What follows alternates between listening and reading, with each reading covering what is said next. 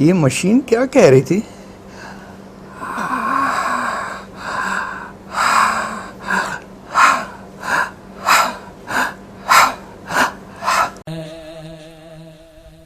या नबी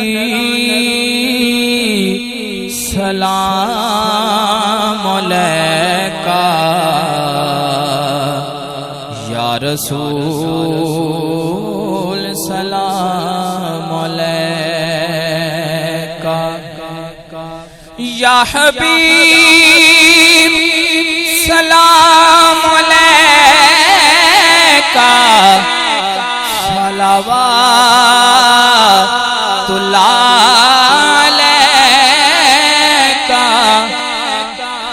दुरूद मोहम्मद मुस्तफ़ा सल्लल्लाहु अलैहि वसल्लम पर और आप सल्लल्लाहु अलैहि वसल्लम की आल पर जितने बारिश में कुल कतरे होते हैं। सामीन, मस्जिद पाक वीगा शरीफ अगर आसान अल्फाज में बयान किया जाए तो ये सदका है उस हस्ती का जिनकी विलादत का दिन सिर्फ़ और सिर्फ 12 रबीउल अव्वल है, जिनके आने से ये मस्त हवाएं झूम झूम कर जश्न बहार के गीत गाने लगी। बहार आई ज़िंदगी में, दिमागों में, दिलों में, रूहों में, इल्मो हिकमत में, फ़िक्रो शऊर में बहार आई। खून के प्यासे मोहब्बत करने लगे, हारने वाले जीतने लगे। सलाम तुझ पर ए बीबी आमना के लाल, दुनिया तड़प रही थी तेरे इंतज़ार में। सलाम अलैका, या रसूल सलाम अलैका। डॉक्टर साहब खुद जो आई सर्जन थे वो डिज़ाइनर बन गए। और कमाल चीज़ें वो कहते थे, हम कही जी डॉक्टर साहब ये कहाँ से आपने कहा? तो उन्होंने बताया कि ये मैं देखता रहता हूँ, फिरता हूँ इधर, जो फूल बूटियाँ वगैरह हैं, तो बाज़ वक्त मैं अपने माइक्रोस्कोप से, आई सर्जन थे तो इस तरह माइक्रोस्कोप कहते हैं ऐसी ज़बरदस्त उसके अंदर उसके नक्शे दिखते हैं, कुदरत की जो डिज़ाइनिंग है उससे बेहतर क्या। तो वो उनका इंस्पिरेशन, तो यानी मुकामी फूल बूटों से वो लिया। नबी सलाम अलैका, या रसूल सलाम अलैका। फिर डॉक्टर साहब चाहते थे कई जगहों पे तख्तियाँ, कुछ किताबत होना चाहिए, तो कहा कि कौन सा कातिब ख़तीब वो कौन है। तो हमने बताया, जो और लोगों ने भी बताया, जी फलाने साहब हैं नेशनल कॉलेज में पढ़ाते हैं।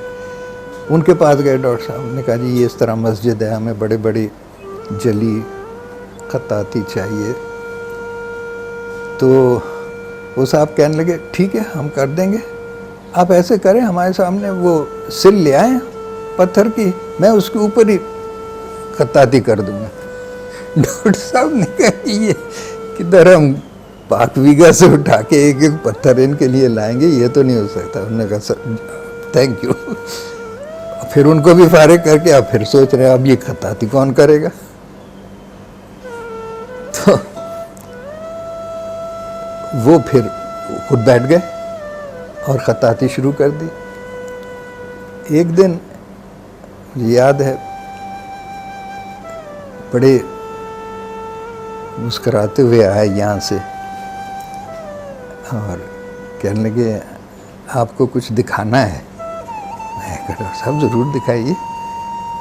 फिर उन्होंने नीचे जो लोग थे उनसे कहा कि भाई वो लाओ, भारी सी चीज़ उठा के ले आए, ला के सिल रख दी यहाँ पे।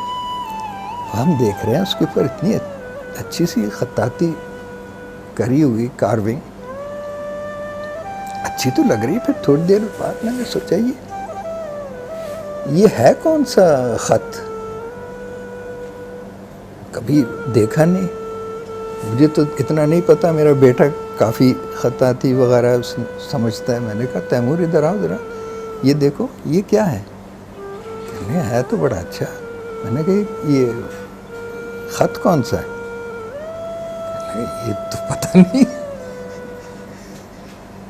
तो फिर डॉक्टर साहब बहुत महसूस हुए, कहने लगे कि बस ये उन्हें मिला है। फिर उन्होंने बताया किस तरह से इस पर परेशान थे कि कहाँ कहाँ कैसी ख़ता थी, कहाँ से किससे करवाएं। तो उनको हिदायत इशारा हुआ, बल्कि उनको पूरा ये ख़त दिखाया गया। तो और हुक्म हुआ कि इस ख़त में तुमने सारा करना है। तो उसके बाद तो शुरू हो गए। तो वो ख़त्तात भी बन गए, डिज़ाइनर भी बन गए, और आप सारे बच्चे कारवर भी बन गए। और कितने महव के, कितने मगन से, पता नहीं शायद आप ही थे वो छोटे बच्चे। तो उनके स्टूडियो में साइट मीटिंग्स होती थी, डिस्कस करते थे डिटेल्स की बातें, ये वो फलाना, काफ़ी टेक्निकल। और मैं बड़ा हैरान कि ये बच्चा 13-14 साल का लगता था, ये बैठा हुआ अपने काम में करे जा रहा है, कोई उसकी तवज्जो इधर से उधर नहीं जा रही। और इतना बारीक वो जो सेमी प्रेशस स्टोन, बल्कि प्रेशस स्टोन्स बहुत बड़े, उनकी बारीकियों में कर रहे हैं। तो उसमें भी डॉक्टर साहब ने बताया कि ये इसको कुछ भी नहीं आता था और ये कर रहा है। तो ये इसको, उसके लिए फिर उन्होंने अपने ख़ास औज़ार डिज़ाइन किए, क्योंकि इतनी बारीक कटिंग और सख्त पत्थरों के साथ, तो वो आई सर्जन होने की वजह से इन चीज़ों को भी बना सकते। तो मैं कहता हूँ कि कभी मैंने ये तजुर्बा कहीं नहीं किया कि जिस तरह से, जिस लगन से, जिस शौक़ से और जिस अंदाज से ये बनी है। या हबीब सलाम अलैका सलावातुल्लाह अलैका या नबी सलाम अलैका। मुगलों के दौर की मोती मस्जिदों में जो कमियां रह गई थी, इस मस्जिद में उनको मद्देनजर रखा गया। बुनियादें जिनमें वुड का इस्तेमाल किया गया, जो जल्जले से इमारत को बचाने के लिए इस्तेमाल हुई। मार्बल का काम, मसलन दिल्ली वाली, आगरा वाली मस्जिद और लाहौर वाली मोती मस्जिदों में लोहे के क्लम्प इस्तेमाल किए गए। वो पत्थर को रस्ट मिलने पर फाड़ देते थे। इन्होंने स्टेनलेस स्टील की पिनें इस्तेमाल की, जिसे हजरत साहब ने वेज टेक्निक का नाम दिया। सलाम अलैका या रसूल सलाम अलैका या हबीब सलाम अलैका। एक दिन जब वो बड़े बोल्डर आने लगे, तो बोल्डर्स तो आ गए, फिर उन्होंने सोचा कि ये हमारे जो छोटे कटर्स हैं ये तो नहीं काम देंगे, ये इतना बड़ा बोल्डर कौन कैसे काटेगा। तो बताते हैं कि ऐसी वो जिस तरह अपने शहर पे निकल जाते थे, शायद पिंडी इस्लामाबाद के नज़दीक, तो किसी साहब से होगी मुलाकात, मुझे नहीं मालूम। उन्होंने कहा कि सुना है तुम बड़े परेशान हो। कहने हाँ वो चाहिए, बैंड 100 एक होता है ख़ास। मैं सोचता हूँ तो बड़ी महंगी इंडस्ट्रियल चीज़ होती है ना, हमारे पास तो इतने पैसे नहीं, कहाँ से आए। तो वो साहब कहने लगे तुम्हें ये चीज़ चाहिए। तो कहेंगे बिल्कुल हाँ ऐसी चीज़ चाहिए, लेकिन ये तो बड़ी महंगी होती है हमारे पास। कहने लगे ले जाए।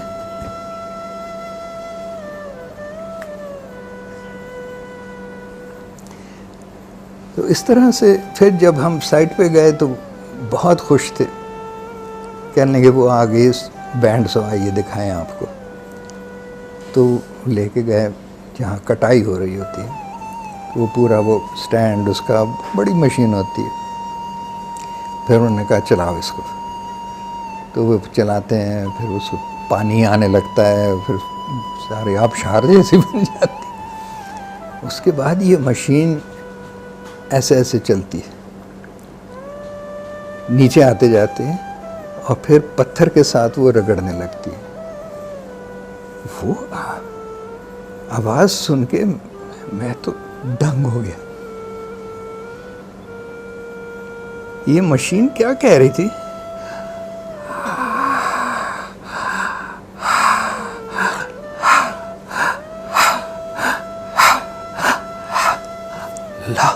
अल्लाह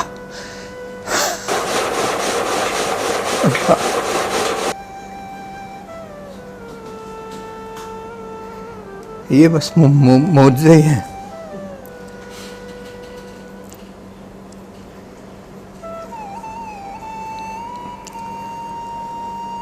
ये काम सदियों में नहीं हुआ और मैं समझता हूँ कि बड़ी से बड़ी मुग़लों के शहंशाहों की बनाई हुई भी बिल्डिंग है, उसमें ये बात नहीं है जो इसके अंदर। ये अपने अंदाज की, अपने तरीके की एक अजूबा ही है। या हबीब सलाम अलैका सलावातुल्लाह